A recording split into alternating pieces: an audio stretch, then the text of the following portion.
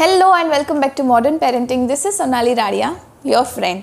दोस्तों, आज के वीडियो में मैं अपना पर्सनल एक्सपीरियंस शेयर करने वाली हूँ। कई सारे ऐसे पेरेंट्स होंगे जिन्होंने अभी अभी अपने बच्चों का एडमिशन लिया होगा, किसी भी स्कूल में उनको एनरोल करवाया होगा। उन सारे पेरेंट्स के लिए आज का वीडियो है। हर बच्चा ना अलग होता है। कई सारे बच्चे डे 1 से ही स्कूल में सेट होते हैं। They say bye bye to their parents right from the gate and they go inside happily. कई बच्चे ऐसे होते हैं जिनको 1 वीक या 15 दिन के टाइम में उन लोग को समझ में आता है, उन लोग को समझ में आ जाता है कि हमें सुबह उठकर रेडी होकर स्कूल जाना है and the process becomes easier after 1 week 15 days. लेकिन जो थर्ड कैटेगरी है उसमें मेरी बेटी आती है, जो थोड़े से स्ट्रॉन्ग विल्ड हम बोल सकते हैं बच्चे हैं, जो आसानी से कहीं पर भी सेट नहीं हो पाते हैं। वो उन बच्चों को कैसे सेट करना है, कैसे पेरेंट्स के लिए ये प्रोसेस इजी हो जाएगी, उसी के बारे में मैं आज आपसे बात करने वाली हूँ। मैंने ना 5 या 6 चीज़ें अपने दिमाग में बिठा ली है। I follow them regularly. Like my daughter is now almost settled in the school and now she knows that she has to go to school. Okay, so how the process has become easier for me that I wanted to share with you all today.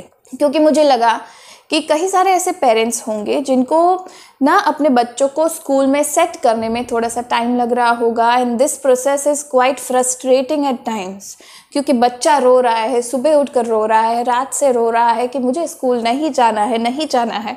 They don't wake up, they don't do things easily, okay? और उस time पे ना हमें इतना गुस्सा भी आता है, हमें कंट्रोल भी करना होता है, हमें उनको स्कूल जाने में हेल्प भी करना होता है, हमें उनको वहाँ तक पहुँचाना होता है and things are really really messed up. Okay, so I want to tell all the parents जिनको भी ये प्रॉब्लम हुई है या हो रही है, उन सबको ना थोड़े से पॉइंट्स जो मैं फॉलो कर रही हूँ, मेरे लिए ये प्रोसेस इजी कैसे हो गया, इसी के बारे में मैं आज आपसे बात करने वाली हूँ। इस टाइप के तमाम वीडियोस आपको मॉडर्न पेरेंटिंग के ऊपर मिलते रहेंगे। तो अगर अभी तक चैनल को सब्सक्राइब नहीं किया देन जल्दी से सब्सक्राइब कर दो। और अगर आज का वीडियो आपको थोड़ा सा भी इंफॉर्मेटिव लगे then do share with your friends and family. सबसे पहली चीज़ जो हमें करनी है वो है एक अच्छी स्कूल ढूंढना। अगर ये चीज़ अच्छे से हो गई then things are sorted almost. क्या होता है कि हम ना स्कूल जब सिलेक्ट करने जाते हैं तो हमें क्या क्या चीज़ें देखनी चाहिए। हमारा बच्चा वहाँ पर प्ले स्कूल है तो प्ले स्कूल, या तो नॉर्मल स्कूल जहाँ पर वो जा रहा है, वो जो स्कूल पे जा रहा है उस टाइम पर वहाँ पर उसे रुकना है 3 घंटे के लिए, 4 घंटे के लिए। They have to stay there. So make sure that school is a better place for them, right. क्या होता है कि अभी कई सारे स्कूल्स ऐसे होते हैं जहाँ पर प्लेग्राउंड नहीं होता है, अच्छे टॉयज़ नहीं होते हैं। ये सारी चीज़ें बच्चों को अट्रैक्ट करती है वहाँ पर जाने के लिए। They love the ambience over there. वहाँ का एम्बियंस कैसा है ये हमें देखना है। वहाँ का माहौल कैसा होता है, सुबह सुबह जब बच्चे जाते हैं तो टीचर्स कैसे हैं, ये सारी चीज़ें हमें पहले देखनी चाहिए। We have to select a right school for them, then things would be sorted, okay, for them, because they have to love the place first. जहाँ पर जा रहे हैं वो जगह कैसी है, वहाँ पर टॉयज़ कैसे है, वहाँ पर जो भी टीचर्स है वो किस तरीके से उनके साथ बात कर रहे हैं। अभी क्या होता है कि कई सारे schools they provide free play time for kids so that you can visit there, kids can go there, you can have experience with the teachers over there. वहाँ पर हमें जाकर पता चलता है कि किस तरीके से जो टीचर्स है वो बच्चों को हैंडल कर रहे हैं, क्योंकि एक साथ इतने सारे बच्चों को हैंडल करने में कितना पेशेंस लगता है ये तो आप सोच कर देखो। Okay, so it takes lots and lots of patience to handle little kids. तो ये चीज़ें आप सब पहले से ही आप देख सकते हो कि वहाँ का माहौल कैसा है। Then select a proper preschool for them. दूसरी चीज़ जो आपको फॉलो करनी है is after you select a proper school you have to trust the system. अभी क्या होता है कि कोरोना के टाइम में जो बच्चे आए हैं उन सब के लिए ये सारी चीज़ें बहुत हार्ड होती है। वो लोग हम जिस तरह से बड़े हुए हैं उस तरीके से वो लोग बड़े नहीं हुए हैं, right. They are not going out frequently, they have not gone out frequently, they have not met people frequently.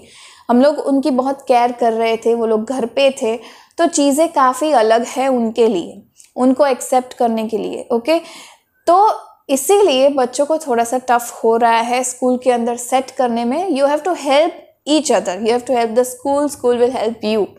So basically you have to trust the teachers over there, the system over there. You have to leave your kid and you just have to sit back and see the process.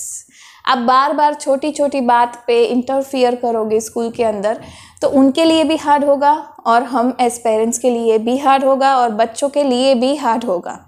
इससे अच्छा ये है कि आप देखो, safety comes first, health come first, that's okay. You have to take care of their safety and their health, that's all. Else, rest of the thing you just have to believe in the system, you have to trust the system. छोड़ दो आप बच्चे को school के अंदर जाकर, आप छोड़ दो. So this will make your process very very easy.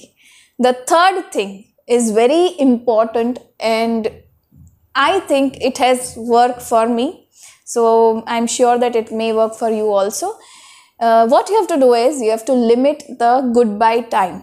क्या होता है कि बच्चे ना सुबह उठकर काफ़ी क्रैंकी होते हैं, हमें नहीं जाना है, वो ऐसा बोलते हैं हमें स्कूल नहीं जाना है, हमें वहाँ पर नहीं रहना है, तुम चलो मेरे साथ. ये सारी चीज़ें सुबह उठकर होती है, right. This is very normal. तो हमें क्या करना है कि जब हम उनको छोड़ने के लिए जाते हैं स्कूल के अंदर, आप जल्दी जल्दी सारी जो चीज़ें हैं वो फटाफट से कंप्लीट कर दो.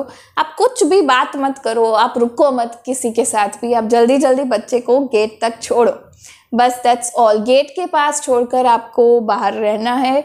You don't have to enter their class every now and then, you don't have to enter with them every now and then, so they will come to know that this is the place where I have to go from. Okay, धीरे धीरे जाकर उनको 2-3 महीने के बाद जाकर उनके लिए चीज़ें आसान हो जाएगी. लेकिन जो गुड बाय टाइम है उसको कम से कम रखो.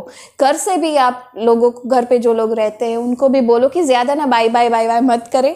वो लोग आ जाएंगे वापस से.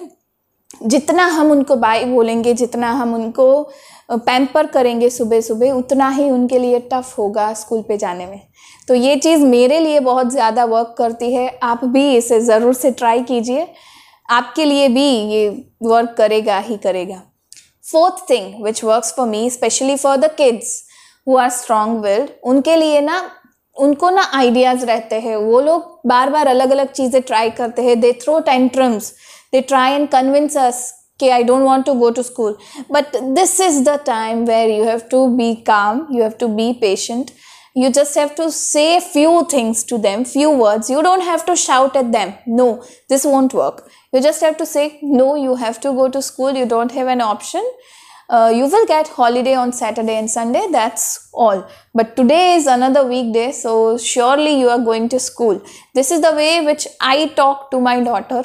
और उसको ना वो अलग अलग आइडियाज़ लगाती है कि कैसे जाकर मैं स्कूल पे ना जाऊँ. And I don't surrender easily, so that also works for मी.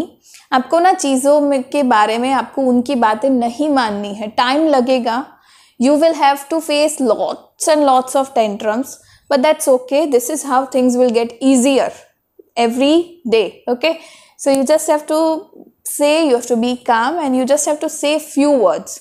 ज़्यादा बातें भी मत करो आप उनके साथ. आप उनको इतना बोलो कि नहीं बेटा आज तो जाना ही जाना है, आज सैटरडे नहीं है, आज संडे नहीं है, तो आपको जाना ही जाना है. That's all. And the fifth point and the last point is you have to be patient. Patience is the key. कितना टाइम लगेगा ये नहीं पता है, हर बच्चे के लिए अलग अलग टाइम फ्रेम रहता है स्कूल पे सेट होने के लिए. लेकिन आप सोचो, ऐसा कोई भी बच्चा नहीं होगा दुनिया में जो स्कूल पे सेट नहीं होगा. Okay, they will settle down but they will take different time to settle and we just have to help them. We have to help the school, school will help us, and that's the process. So you have to be patient, you have to give time to them, you have to take time. Okay, that's okay if your kid is not settled at school. You don't have to compare your kids with others. It's okay, things will work for you as they are working for others. So these are the 5 things which I practice regularly to help her settle in the school. So that's all from my side for today. See you in my next video. Till then, happy parenting. Bye bye.